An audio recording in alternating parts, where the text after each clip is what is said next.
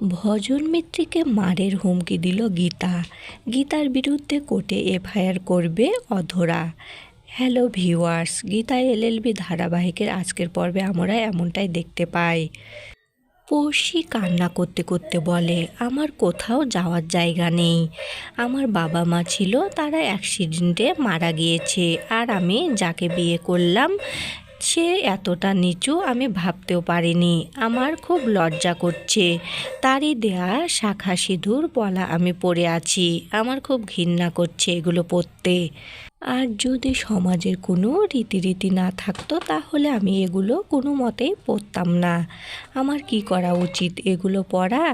তখন মেঘ বলে, তুমি শান্ত হও, আমার বৌদি গীতা সবটা ঠিক করে দিবে। ঠিক সেই মুহূর্তে সেখানে স্বস্তিক চলে আসে আর মেঘ বলে ডাকে।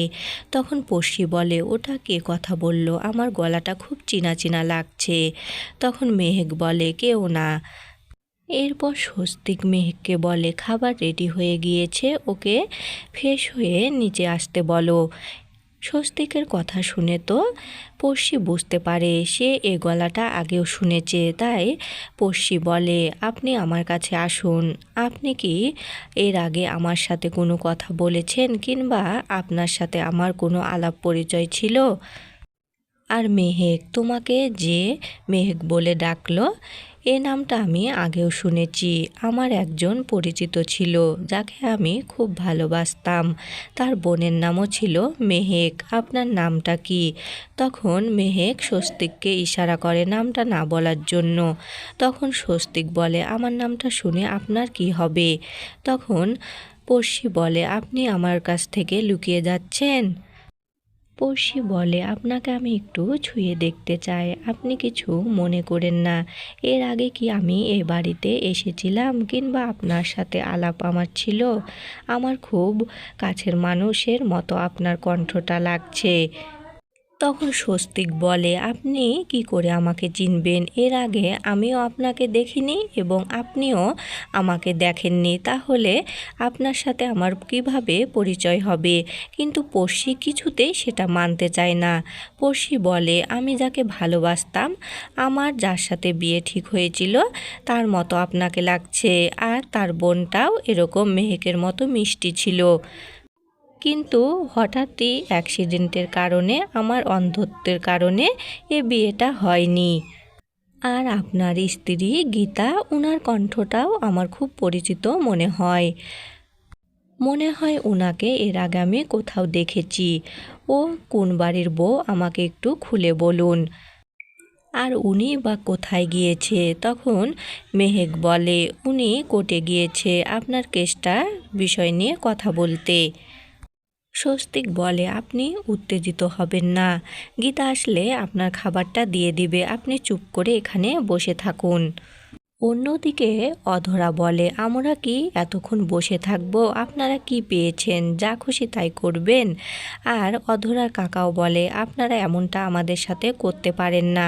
তখন গীতা বলে, আমরা সবই করতে পারি, আপনারা একটা অপরাধী, আর আপনাদের এখানে এসে গল্প করার জন্য আনা হয়নি। আর অধ্যায় সিনা, আপনাকে তো আমি লকআপে ঢুকিয়ে দিতে পারি, কারণ আপনি আমার বাবার দিকে বন্দুক তাক করেছিলেন।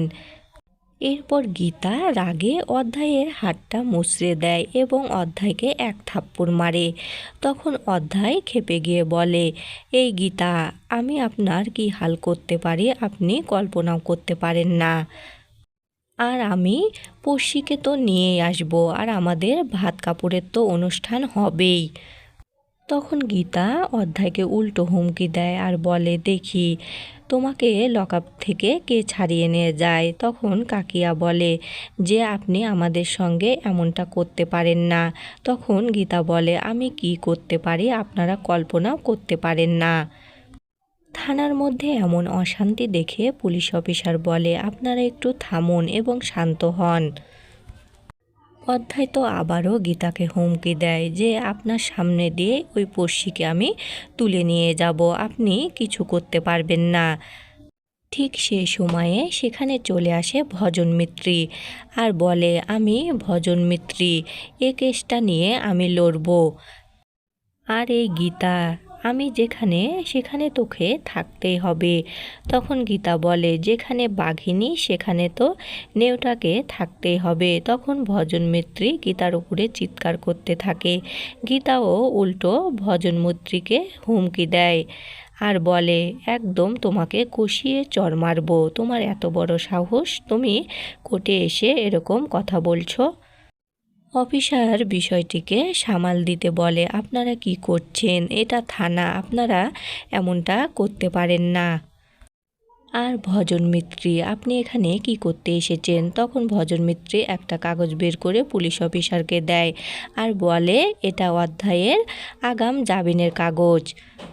তখন গীতা বলে, এই ভজন মিত্রী এই আইনি কাগজ দিয়ে এই কেসটা আর বেশি দিন ধামাচাপা দিতে পারবে না। আমার হাতে একটা বড় অস্ত্র আছে, সেটা হচ্ছে পড়শিকে আমি কোর্টে নিয়ে যাব আর তোমাদের সবার বিরুদ্ধে সাক্ষী দিয়ে তোমাদের লকআপে পুরব।